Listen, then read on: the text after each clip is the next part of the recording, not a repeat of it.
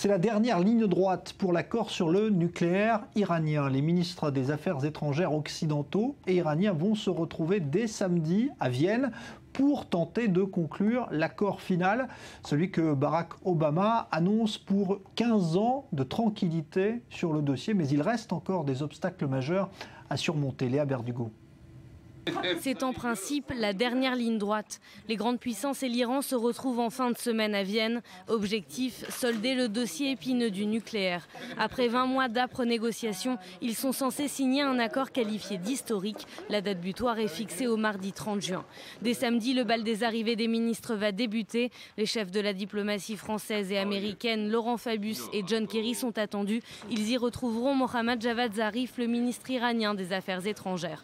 Le but de la manœuvre est de garantir que le programme nucléaire de l'Iran sera uniquement civil. En échange, les grandes puissances s'engagent à lever un certain nombre de sanctions internationales.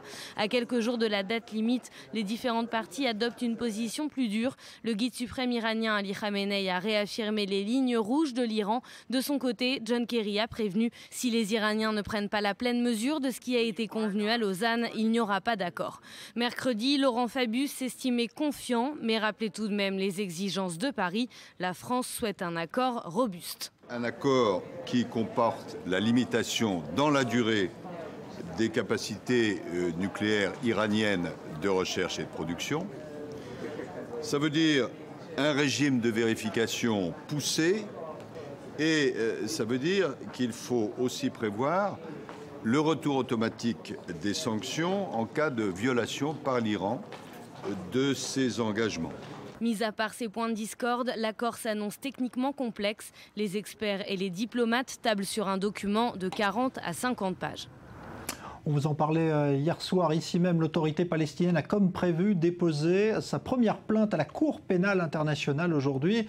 Accusation de crime de guerre visant à faire condamner Israël. On écoute les réactions côté palestinien et côté israélien. La présentation de ce dossier témoigne de l'engagement et de la volonté de l'État de Palestine de coopérer avec la CPI et constitue une première pour permettre au bureau du procureur général, sur la base d'informations que nous avons soumises, qui indiquent qu'Israël a commis des crimes de guerre et des crimes contre l'humanité. L'objectif est d'accélérer l'enquête, qui est une étape importante dans la lutte contre l'impunité, de rendre justice, tout en assurant une coopération avec le procureur général et le système judiciaire de la CPI. Nous voyons l'initiative palestinienne à la CPI comme une provocation, ni plus ni moins. Nous croyons que c'est une manipulation, une tentative de politiser le travail de la CPI en présentant des documents qui n'ont absolument rien à voir avec le travail traditionnel de la CPI. Et nous sommes certains que le procureur va le comprendre parfaitement et n'acceptera pas cette manipulation palestinienne.